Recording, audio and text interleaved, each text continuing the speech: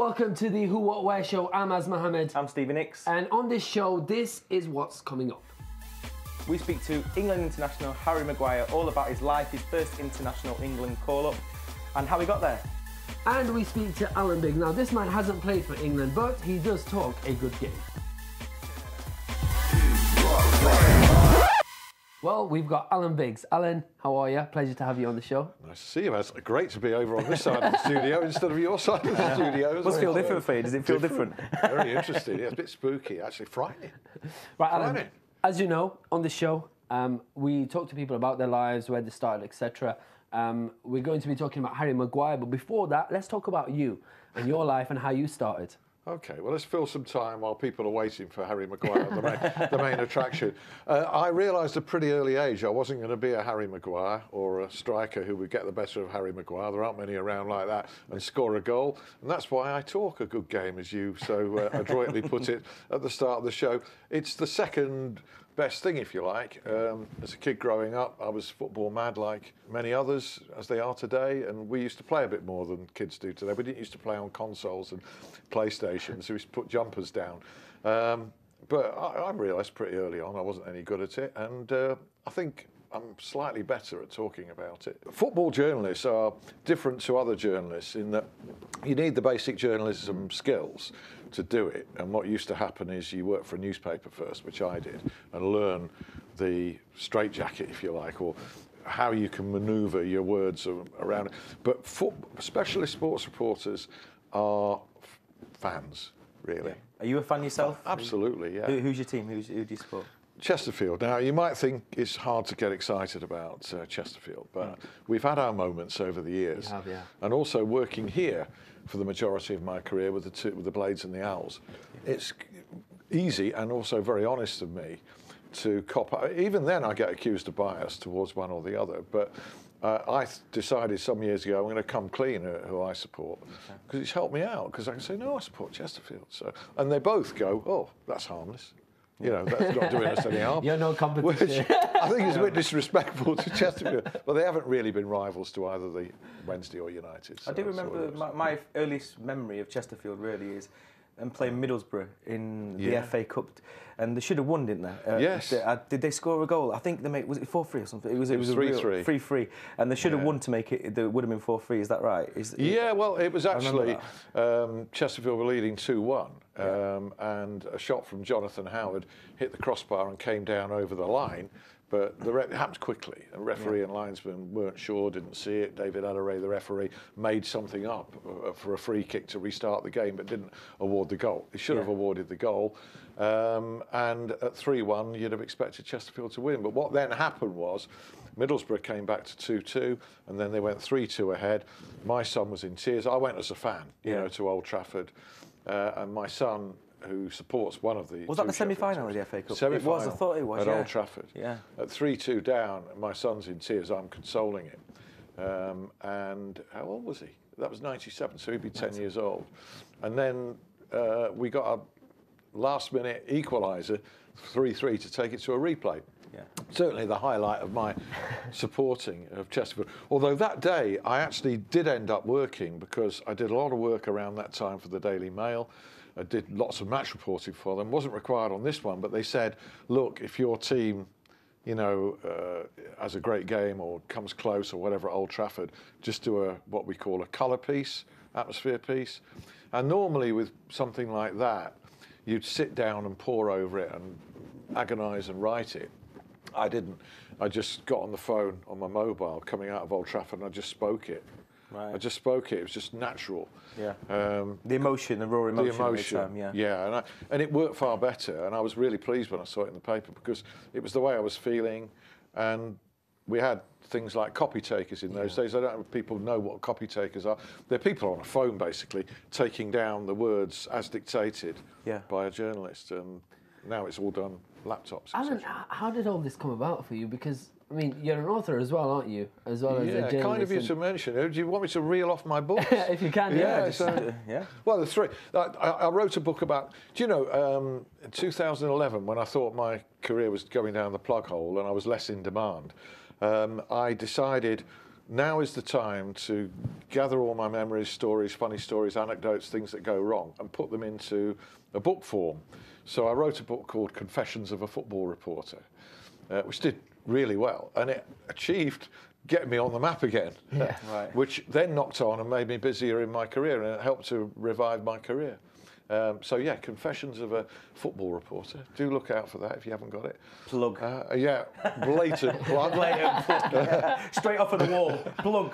Yeah. Why not? Like that. And there's also, and there's more.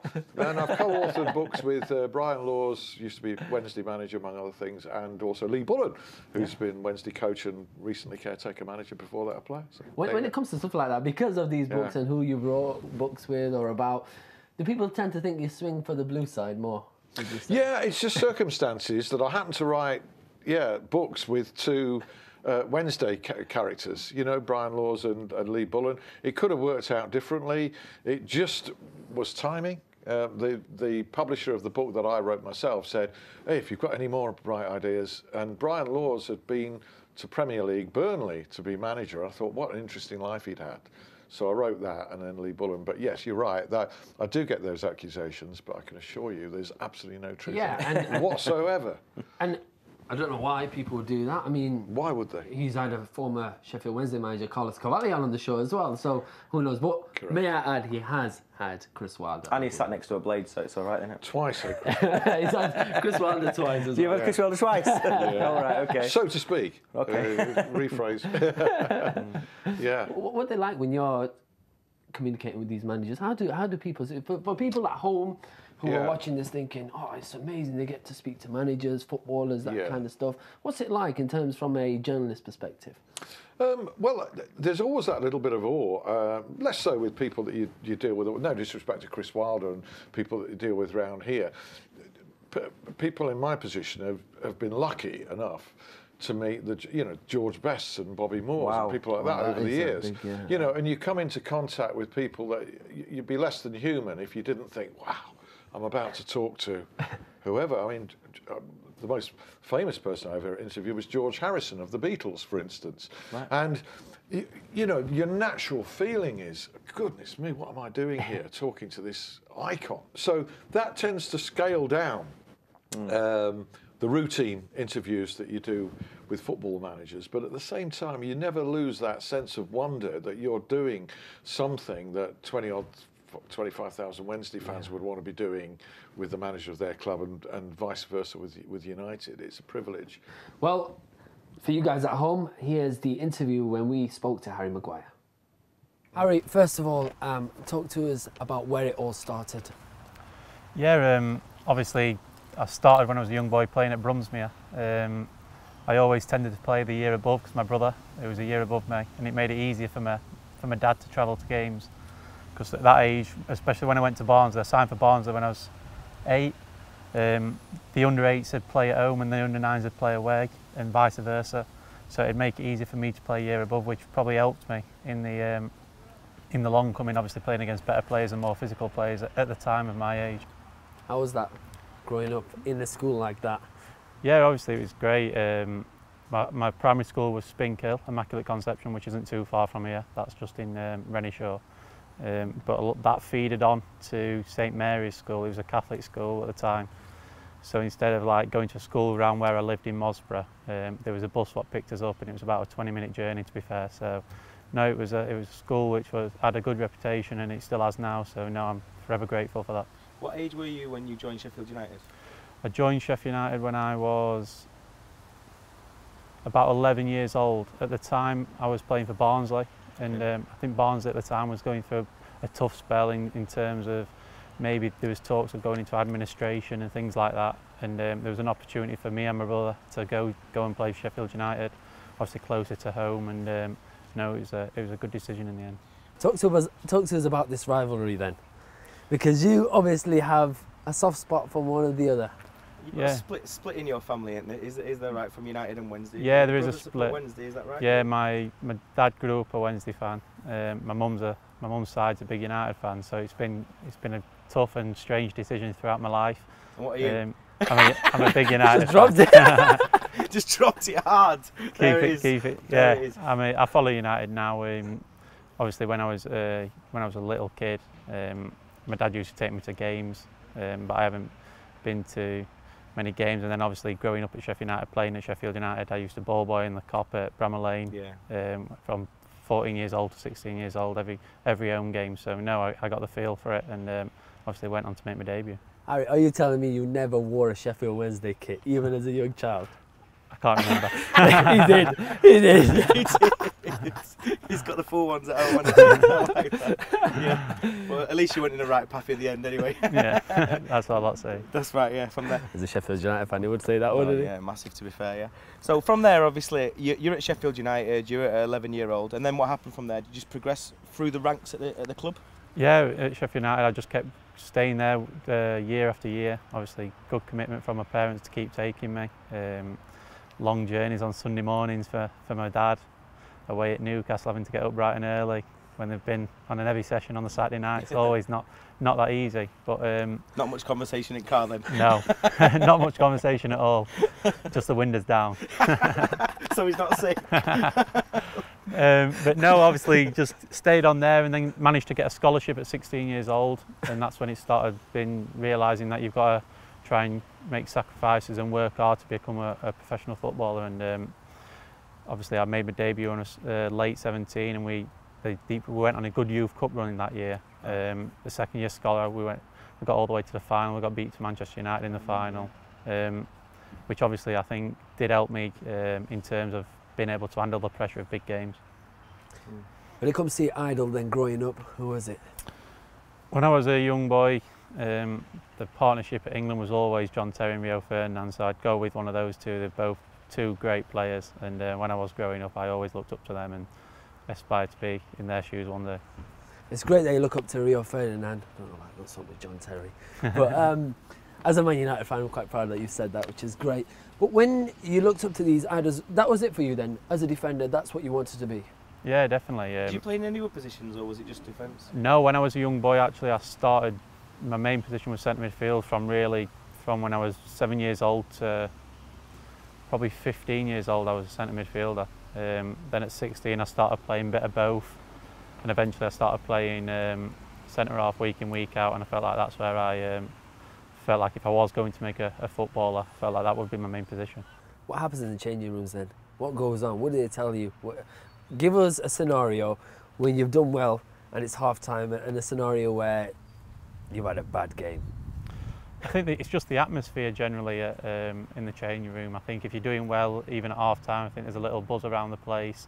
You feel like you're going to go out in the second half and everyone's happy. You feel like you're going to go out and finish the game off and kill the game off. But obviously on the other hand, if you come in and you're getting beat, you're waiting really to see what the manager's got to say, see if he picks you out, digs you out, just hoping it's not you. Do you like hide? Do you like hide? Yeah, try and hide. Go to the toilet, we're about to inside in 15 minutes. Where's he gone? Hoping it's not you. Just in the toilet. Hoping it's not you who he brings off in the sub really. But no, it's just different atmospheres of the changing room. But no, you in football you have highs and you have lows, so you've got to put with them. And then you did really well. You come back from Wigan, you cemented your place in the whole City side. You did 35 appearances, I think, and 3 goals during the season. Yeah. But you got relegated. Now, that must have been a double-edged sword in a way, because obviously you've been relegated, and then you're thinking to yourself at that time, were you thinking about moving at that time, or were you thinking, oh, we've just got to concentrate on the Championship next year, it's going to be an hard league, or were you thinking, maybe there's another club going to come in for me, and should I leave? At the time, obviously, we had a tough start at Hull that season, but we put up a great fight in the end when Marco Silva come in. And but no, I felt like at the time that I did enough that season to prove that I should be playing in the Premier League. So towards the end of the season, when we did get relegated, I felt like it was time, and I think the Hull fans, with showing them a lot of respect, I think they knew that I was possibly going to move on. There was 4 or 5 of us who. Yeah. It was a time where we felt like we'd done enough in the Premier League that season to maybe move on and stay in the Premier League. So I think from us getting relegated, I definitely wanted to stay in the Premier League. Yeah. Harry, what was that like, that moment when you knew relegation? You know, what did you do at that moment? Yeah, it's disappointing, especially when you play 36 games of a season and it all comes down to one moment. But I think it was hard because everyone written us off at the start of the season. We was the favourites to go down. So the aspect of us not even thinking about it, we didn't think about it at the time. We felt like we had enough in the changing room not to go down. But like I said, we started too slow, and we was always trying to climb and try and reach the people in front of us rather than holding on to something, and it came too much in the end. What did you do? Did you cry yourself to sleep, or did you go out and do something? No, just come home, just try and take your mind off it. That's the best thing. Just away from holiday football. straight off. I would have. Straight off to Tenerife. Yeah. Nice little place. Definitely. And then you get the phone call. Did you have any options, or was it just Leicester City that you thought of at the time? No, I had a few options at the time. What other clubs were interested? There was just teams like Stoke. I think Tottenham were interested at one stage, but I think there's a difference between being interested and then actually putting a bid in. Yeah. No, Leicester seemed like they was the keenest at the time. They wanted to get things done straight away. They said I was their number one target to sign. So that was really pleasing, and I knew that I'd go there, and if I was good, if I performed week in, week out, then I'd be playing in the team. So that's what I wanted. And then you had that amazing phone call, the one phone call that everyone dreams of, that you probably dreamed of since you were a kid. England. Who rang you? Who told you? It's quite strange because with England, the first thing what you do is they contact the club, the medical staff, to see if I'm fit and well to go over and play. So they contacted them, then the medical staff at Leicester spoke to me. So they was the first people to let me know. And then obviously when I arrived at England, the first thing what happened is obviously I had a meeting with the manager, just telling me how well I've done, just come and enjoy it and just play your football, what you've been doing.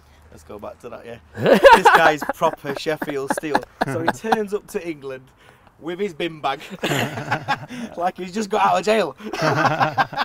That is proper Sheffield steel. No qualms, no poshness. I'll come and bring what I want in what I want. That's a proper fresher. That was brilliant. Straight from the student hall. Straight from Ecclesall Road, straight to there. What did everyone think when you brought in there must have been some bad night. Do you know what? The strange thing is that a lot of the boys do bring it in bin bags. Yeah. So because I didn't have a clue what to do at the time. Why? What did they bring it in bin bags for? It's just booze. Okay. So that. Have you seen that though? I think they just tricked you, mate. Your face is like a rabbit in a headlights. The thing is, I spoke to Vards. I just texted Vardy saying, "What are you bringing your boots in?" And he said a bin bag. Luckily. I thought it was Vardy. You must have thought he was bantering you off. I arrived at the same time as him, but luckily, unluckily, they videoed me. It was the first day, and they didn't video it. He slipped in, so he got away with it. So no, there's quite a few boys who, the boys there didn't see anything of it, but obviously the media grabbed it and they enjoyed it. And then what then? So you go in there and you meet all the players. Were you nervous then? Yeah, I think obviously when you're meeting players, you're nervous, but the thing is with England is that there's only a few players from each team, so everyone's meeting each other who's not seen each other for a few months, so it's quite easy to settle in regards to that. Who welcomed you in? Who welcomed you in? Obviously, I had the Vards were there who helps me, because obviously I'm at Leicester and he helped me introduce to everyone. I know Jake Livermore from Hull, and then obviously there's Walks from Sheffield United, and I know John Stones as well, so I did know quite a few before I went into there, which always helped me. When it comes to that derby, because Vardy's in the team as well, is there banter going on when it's the big Sheffield United v Sheffield Wednesday game? Was there a bit of banter when I'm going to mention it, 4-2? Was there a bit of banter over that? Yeah, there was a little bit, to be fair. He likes, obviously he's a big Wednesday fan, but no, we had a little bit. Has he stopped bouncing? Yeah, he stopped bouncing. like the rest of the fans. I'm supposed to be neutral on this show, aren't I? I know, man, honestly, it's always like this, you know. It's not working, you know what I mean? It's crazy. Talk to us about England then. Playing for England, what's it like? I know you come in. Who would you say you get along with the most in the England squad? I'd have to say, obviously, the Vards, just I see him day in, day out at football. Obviously, I'm good mates with Jake Livermore because I played with him for a couple of seasons at Hull. But no, the group of lads they're a good group of lads. It's quite easy to settle in. No egos there, and I think the manager there's got something going on really well. I think we're starting to play some good football. Obviously, qualify for the World Cup, and something to look forward to next summer now. Compare the England manager to your current manager? You ain't got a manager at the moment. Well, the one before. The one yeah. before. Yeah, obviously every manager's different. Everyone brings different philosophies. If you compared someone to Pep Guardiola, they'd say totally different things about him. But no, they're all managers for a reason. They've got good experience of the game and they know the football inside out. Very tactical, because he seems like a very tactical kind of person. Yeah, he's not really a runner. Does he use zones and things like that? Or yeah, is he's a very tactical man. You can tell that he's grew up learning football. And he knows a lot about the game, so I'm sure he'll be a very successful. Well, he did well with the 21s, didn't he? Yeah, definitely. He did really well with them. So, you know Gareth Southgate, and from before, anyways. And when it comes to like the England squad, then and then you go back to Leicester or whatever club you're at, different managers, different way of tactics and everything. Is that confusing, or is it easy to get used to? It's fairly easy to get used to. I think when you go to England, you start with a fresh mindset. I think you've got to.